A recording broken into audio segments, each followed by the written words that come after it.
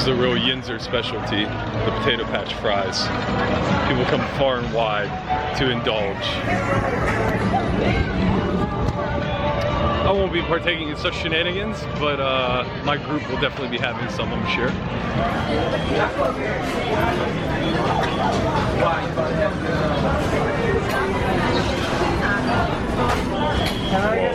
Whoa. Easy killer. I lied. I caved. Got fries and bacon.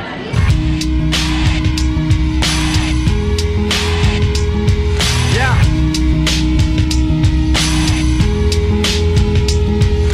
Remember when my first meal was school lunch? Now I spit a 16 straight with no punch. Remember over dinner all we ate was Captain Crunch? Now we blow big blunts on our way to brunch. Went from good fella to commissary slips. Now I got back up, man, every time I slipped. Never ever quit, I just kept on pursuing. Teacher always asked me, what was I doing? Scribbled in my notebook and never did homework. Low attention spans, guess these Adderall work.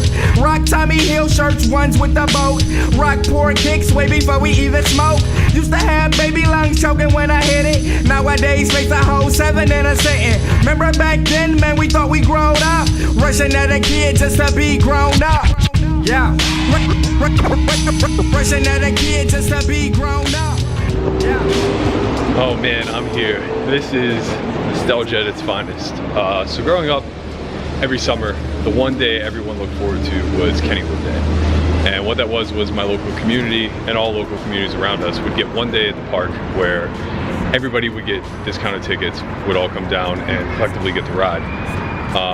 And it was a big deal. It was like the day of the summer, to the point where I didn't play football in high school because the coach was such a hard ass that he wouldn't give Kennywood Day off from summer training camp. So that just goes to show how much my social life meant to me versus sports.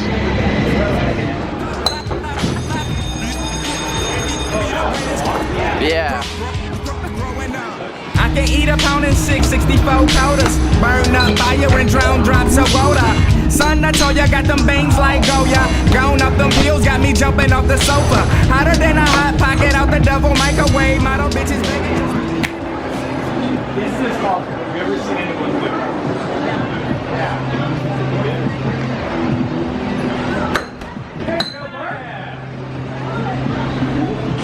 Did it. So, made it out to Kennywood. That's right. A little nostalgia. Michelle's first Kennywood. Yes. Yay! She's very excited. She's already sick. Yep. That's alright. She doesn't do roller coasters. She's out for the roller We're gonna coaster. get her in Kittyland. Kittyland is where I'm gonna be. So we're gonna meet up with my nephew and his girlfriend at my absolute favorite ride, the Thunderbolt. Yeah. Get in there, man. Say what's up. Put these blunt raps on up. Whoever thought I'd be the greatest growing up. Okay, what's up, guys? I just wanted to have a brief conversation about a topic that was heavily debated on vlog number 10, and that was basically how bankrolls and backing coexist and function. Now, I may have misspoke in the sense that I was basically describing the amount of money I had available to me at the time as my bankroll. But I thought that I had also been quite transparent in the fact that I have a backer when it comes to these big games. Now, let's be very clear about something. These big games are massive. I mean, we're talking about playing stakes anywhere ranging from 200, 400, 50K minimum buy-in all the way up to 1,000, 2,000 with a $250,000 minimum buy-in. In order to sustain proper swings, you know, you'd have to have a net worth somewhere in the neighborhood of 50 to 100 million. And I don't have that. But I have the ability to access people who do have that amount of money. So what I was referring to as bankroll was functional money that I had available to me at the time. So my backer had afforded me about $1 million to play with. That doesn't mean it's the last amount of money he's going to give me, nor does it mean that I can expect to be handed 10 million, right? That all is up to him. Now, my exposure is 10% of all wins and losses immediately. So I'm financially responsible to either contribute 10% when I lose or earn 10% when I win. That's outside of the backing deal. I have a small free roll fixed into the actual backing deal, and in exchange for that, we have running makeup. So when I'm referring to my makeup, that means that that's how much I need to pay back before I start earning the free roll. Now, in regards to bankroll management, these stakes, and why didn't I just quit when I was $1 million ahead and things along those lines? Well, what needs to be understood is that high stake games are very fickle. They randomly pop up. They require an invite a lot of the time. These lineups are very difficult to get together, and they're very difficult to get into as a pro. So my biggest edge is really just being at the table.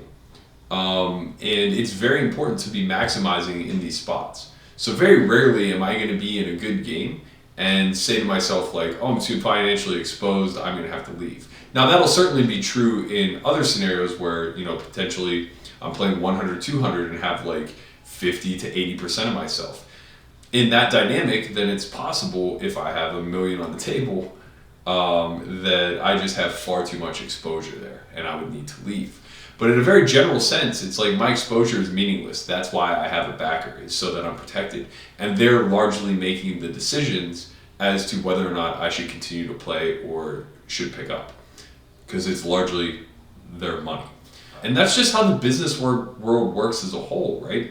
If you see this as, some sort of venture that requires capital, well, a VC who would be investing in this is largely investing in somebody else's skill set that they don't possess themselves. There are people with capital and there are people with skills and ideas. And usually it takes a unification of the two in order to bring the actual entity itself to fruition.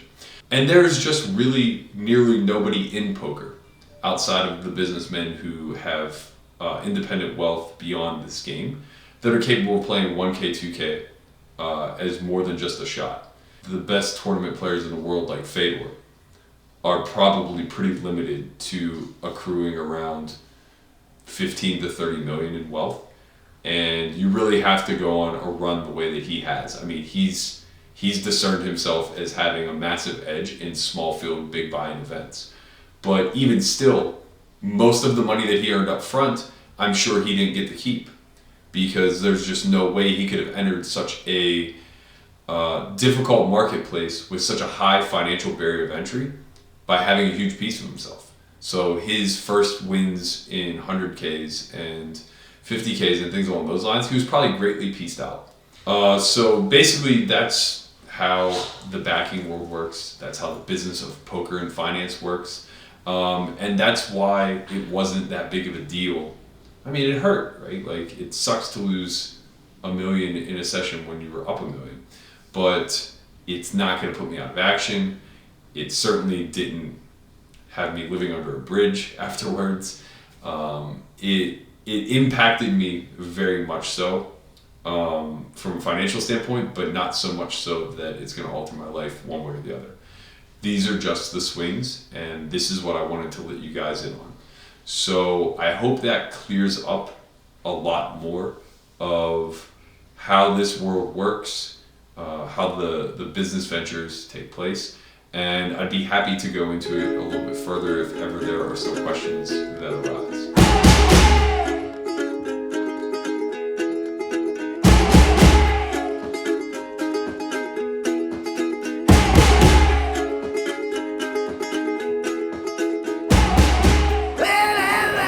Oh yeah, that makes sense. Hold on, I'm too zoomed in.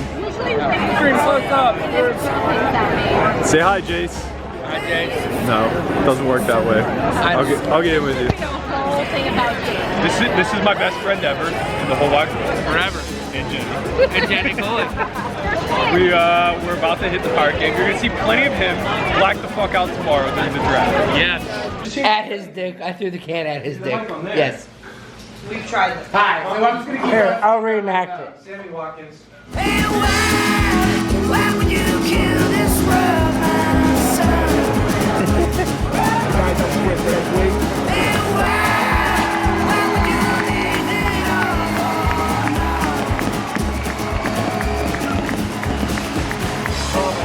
They really turned it on at the end.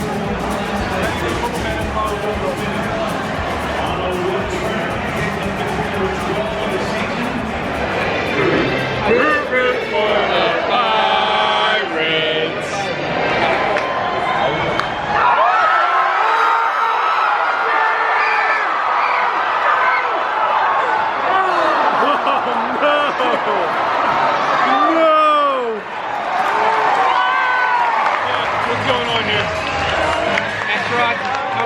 Bottom of the ninth. Pirates are down by 3. Watch him come up, get on base, grand slam, next, get battered. Like I called it, like the 4th inning. 2 men on, 1 out. Tying run up to the plate. This is so exciting!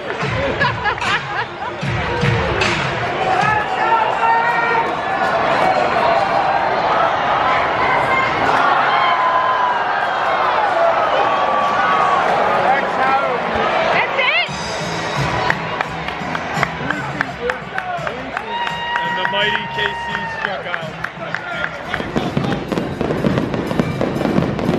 Seems like this is the finale. No idea. Should you do X-ray? That's how I would pick my team. Well, I'll switch it to the draft board once we get started.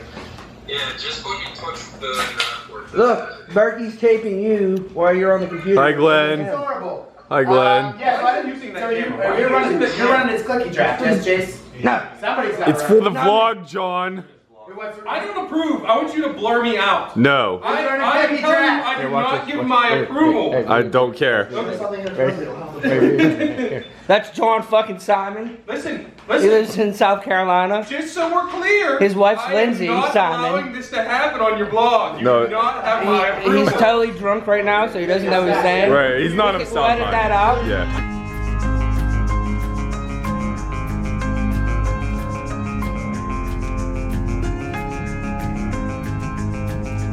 He can't do a shot or a booth or beer, so we're gonna make him eat 3 pieces of greasy, oozy, cheesy pizza. Hush, now creature, dry your eyes. I know a place where a body can hide. Oh, I know a place where a body can hide.